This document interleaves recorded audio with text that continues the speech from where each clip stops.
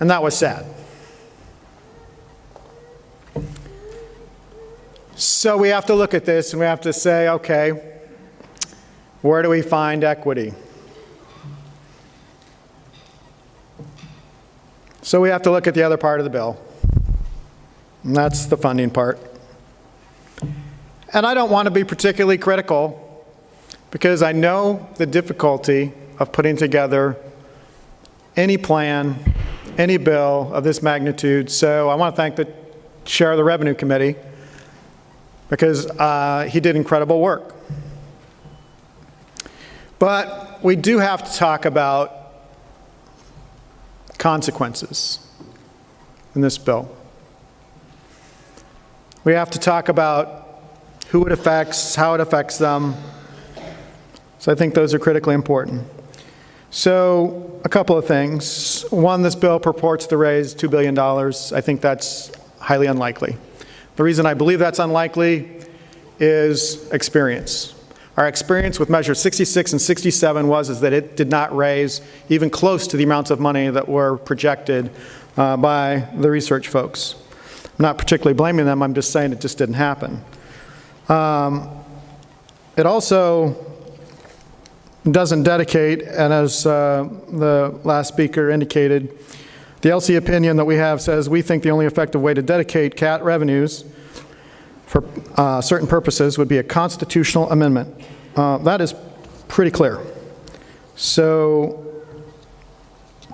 people in the future, 4 years from now, 6 years from now, 8 years from now, may in fact not follow suit with what we wanted to do. And then how does this affect businesses?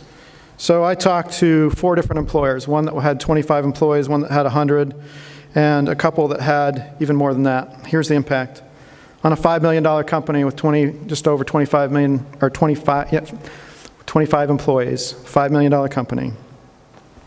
They didn't have a particularly good year. Expenses were higher than they had thought, but their profits were about just a little over $20,000.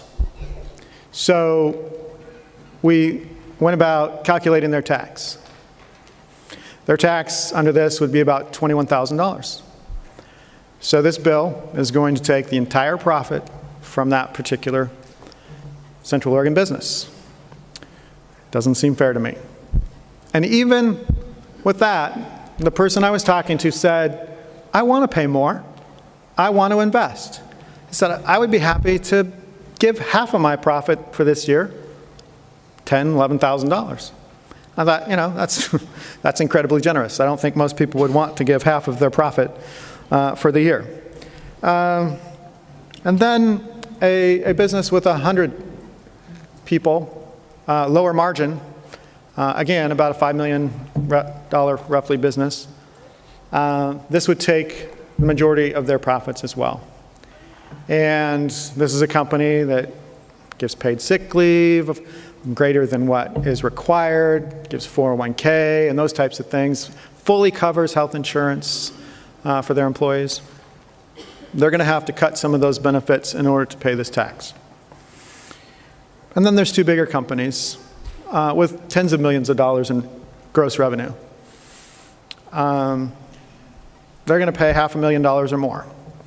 So when people refer to this as business paying a little bit more, it's not believable.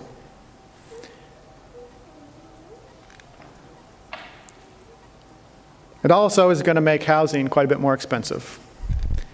And there are, I think, some fixes that can be done to make this better. But in the housing industry, what you're going to have, if you have a big home builder, you're going to have about 9 or 10 different steps where all those subcontractors and all those suppliers are over $1 million company. So not only are all of those businesses going to be potentially paying the tax, but the suppliers will as well. And then when the sale of the home happens, then the home builder will do that as well.